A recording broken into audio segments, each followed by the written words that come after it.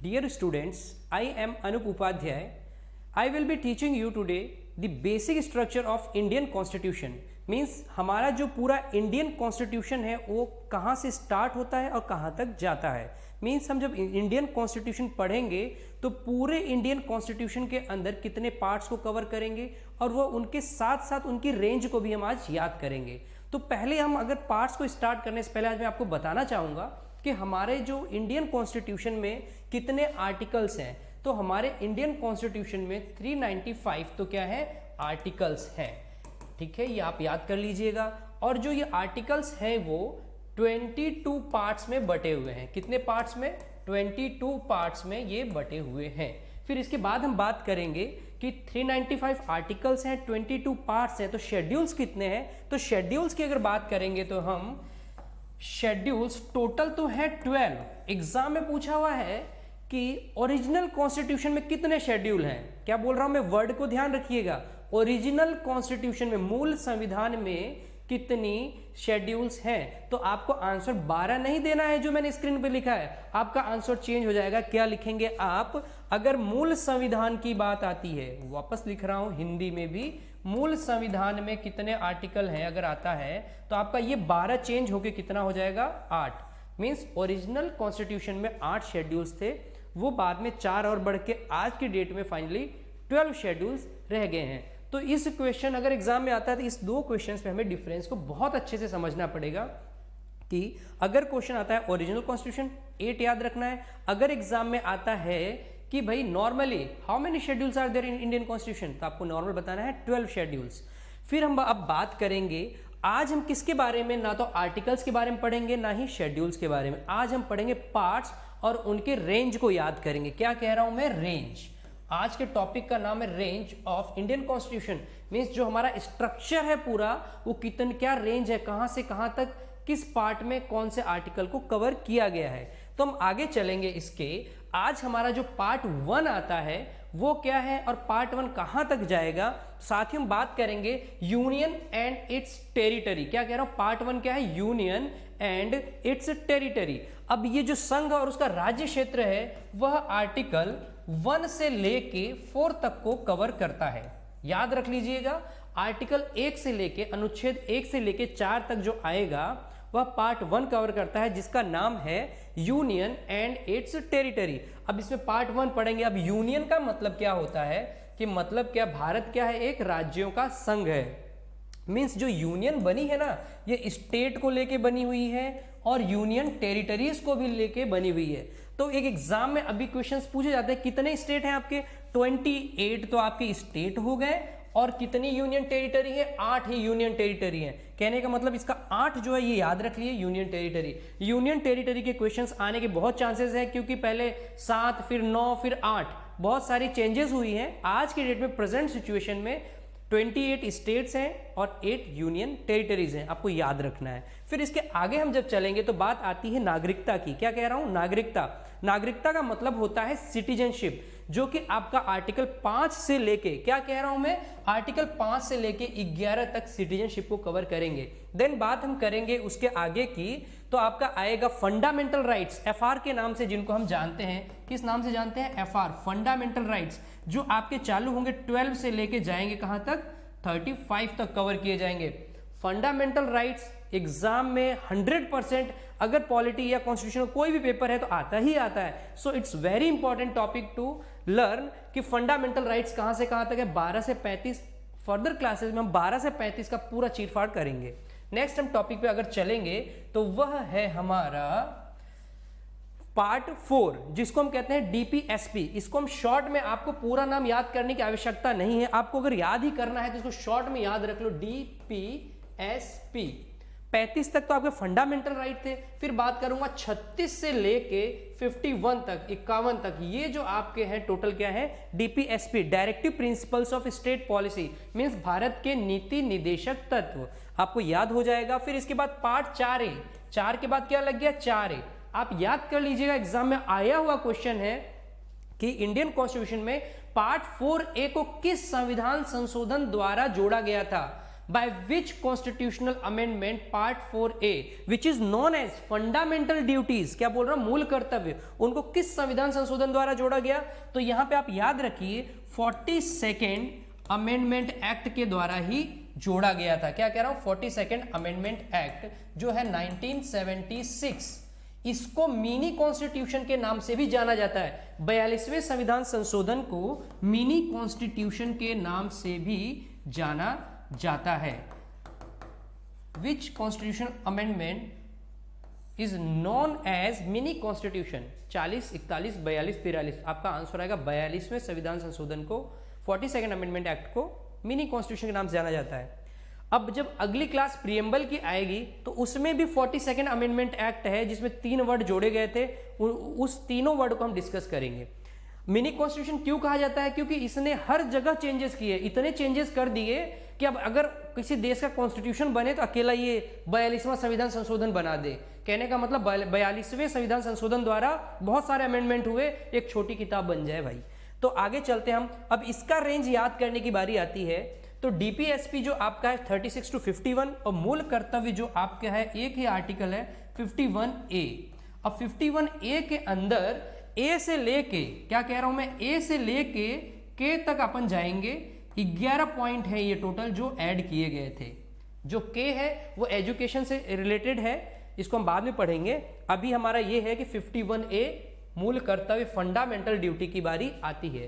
फिर हम बात करेंगे यूनियन की। क्या बात कर रहा हूं, यूनियन, जिसको हिंदी में कहते हैं संघ। ये 52 से लेके 151 तक, इसका रेंज कहां तक हो गया, 52 से लेके 151 तक। इसमें हम प्रेसिडेंट के बारे में बात करेंगे। 52 स्टार्ट ही प्रेसिडेंट के लिए होता है कि there shall be president of India. Bharat में एक कौन होगा, राष्ट्रपति महोदय होंगे।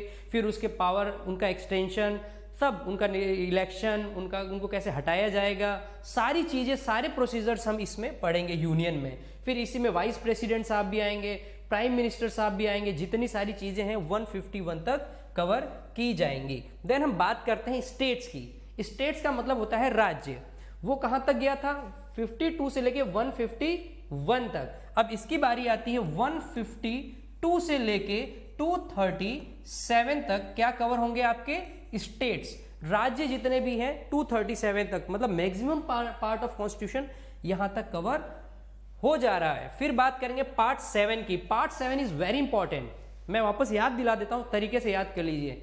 7वें पार्ट को 7वें अमेंडमेंट एक्ट 1956 के द्वारा रिपील्ड कर दिया गया। इसमें एक ही आर्टिकल आता है 238, जिसे क्या, इस पूरे पार्ट को ही क्या कर दिया गया है, रिपील्ड कर दिया गया है, निरसित कर दिया गया है। और किस संविधान संशोधन के द्वारा किया गया है उसको भी याद कर लीजिए, 7th अमेंडमेंट एक्ट 1956 के द्वारा इसे क्या कर दिया गया है, रिपील्ड कर दिया गया है। फिर आगे की बात चलेंगे। अगर हम बात करते हैं यूनियन टेरिटरीज की, क्या बोल रहा हूं मैं, यूनियन टेरिटरीज, जिसको यूटीज के नाम से जाना जाता है, पहले मैंने पढ़ा दिया। यूनियन टेरिटरीज कितनी होती है अगर बात किया जाए तो 8। अब यूनियन टेरिटरी जो आपके हैं वो कहलाते हैं संघ राज्य क्षेत्र। इसके पहले हम कहां तक गए थे, इसके पहले हम 238 तक थे। अब हमारी बारी कहां से आएगी, 239 से 242 जो रेंज रहेगा आपका वो किसका रहेगा, यूनियन टेरिटरी का रेंज रहेगा। तो आपको एक एक रेंज को अच्छे से याद करना है, बिल्कुल नहीं भूलना है। फिर हम बात करेंगे, अच्छा इसमें भी एक चीज बता देता हूं, जो 242 है, जो 242 है वह रिपील्ड हो गया है। ओके, ये याद रख लीजिएगा, 242 को क्या कर दिया गया है, रिपील्ड कर दिया गया है। फिर हम आगे बात करेंगे पंचायत। जब आती है ग्रास रूट लेवल की बात, क्या कह रहा हूं, ग्रास रूट लेवल, जमीनी स्तर पर जो इलेक्शंस वगैरह होते हैं वो पंचायत उसमें एक बड़ा पोर्शन है। हम ग्रास रूट लेवल वर्ड को बाद में डिस्कस करेंगे। जो हमारा पंचायत है वो ये 242 तक था, फिर ये कहां से आएगा 243, क्या कह रहा हूं 243 से लेके 243 ओ तक ये कवर होगा, जो कि है पंचायत। क्लियर हो गया। तो 1 से लेके 9 पार्ट तक हमें अच्छे से याद करना है। फिर उसके बाद पार्ट 9A का आएगा, P से लेके ये O तक है। अगला O के बाद क्या आता है, P। 243P से लेके Z G तक कवर होगा। क्या कह रहा हूं, Z G तक। 243P से 243 जेड जी तक कवर कौन करेगा? ये कवर करेगा म्युनिसिपैलिटी, इसको नगर पालिका के नाम से जाना जाता है। फिर हम बात करेंगे 9A के बाद क्या आएगा? 9B भी आएगा, कोऑपरेटिव सोसाइटीज। 9A क्या आएगा? कोऑपरेटिव सोसाइटी, सहकारी सोसाइटियां। अब ये लास्ट इसका जेड जी था, तो इस जी के बाद क्या आता है? एच। याद रखने का तरीका समझो, जेड जी आ रहा है, जी के बाद क्या आता है? एच। तो 243 जेड एच क्या आएगा? 243 जेड एच। तो यहां लिख दो 243 जेड, वापस देख लेते हैं, जेड, फिर आगे क्या आ जाएगा? 243 जेड एच, 243 जेड एच। अब यहां से लेके ये कहां तक जाएगा? लास्ट में आपको बता दूं, यह आर्टिकल ये बहुत इंपॉर्टेंट है, इसमें कंफ्यूजन रहता है, इसलिए इसको मैं बार बार रिवाइज करा रहा हूं। 243 जेड एच से लेके यह 243 जेड टी तक का आपका पूरा जेड टी तक ये कवर कराएगा, मतलब यहाँ 243 ही रहेगा। फिर बात अब 9A की हमारी खत्म हो गई है, 9B की भी हो गई है, सहकारी सोसाइटियां। फिर हम बात करेंगे scheduled and the tribal areas. क्या कह रहा हूं मैं? Scheduled and the tribal areas. अब ट्राइबल एरियाज क्या होते हैं? जो पिछड़े एरिया होते हैं, जिनके बारे में सरकारें बहुत सारी प्लानिंग करती है, कैसे उनका डेवलपमेंट किया जाए, वो भी हमारे कॉन्स्टिट्यूशन में एक पार्ट में दिया गया, शेड्यूल्ड एंड ट्राइबल एरियाज के नाम से उसे हम जानते हैं। Scheduled and tribal areas 244, 244A, इसमें दो ही आर्टिकल आते हैं, तो ज़्यादा याद करने की जरूरत नहीं है। 244 और 244A, इसको अच्छे से याद कर लो कि 244 से 244 अनुसूचित और जनजाति क्षेत्रों में आते हैं। फिर पार्ट 11 की बात करते हैं, रिलेशन। मैं क्या बोल रहा हूँ? Relation between union and state. याद करने का तरीका, रिलेशन किस में है? पार्ट 11 में है। किस में है रिलेशन? पार्ट 11 में है। तो भाई यूनियन किस में है? पार्ट 5 में है। स्टेट किस में है? पार्ट 6 में है। 5 और 6 के बीच में रिलेशन कौन बता रहा है? पार्ट 11। तो 3 पार्ट याद हो गए कि नहीं याद हो गए? 5, 6 और 11। तो relation between union and state कौन बताता है अपने यहाँ पे? मतलब संघ और राज्यों के बीच में संबंध। ये जो आर्टिकल है आपको बताता है 245 से 263। क्या कह रहा हूं मैं? 245 से 263 याद हो जाना चाहिए, एक एक रेंज अपने को याद हो जाना चाहिए। एग्जाम में बहुत हेल्प मिलती है इन रेंज को याद करने से। तो भाग 11 245 से 263। फिर भाग 12 की बात करेंगे, finance, property, contract and suits. Contract and suits, ये पेन हटा देता हूं आपको अच्छे से दिखे।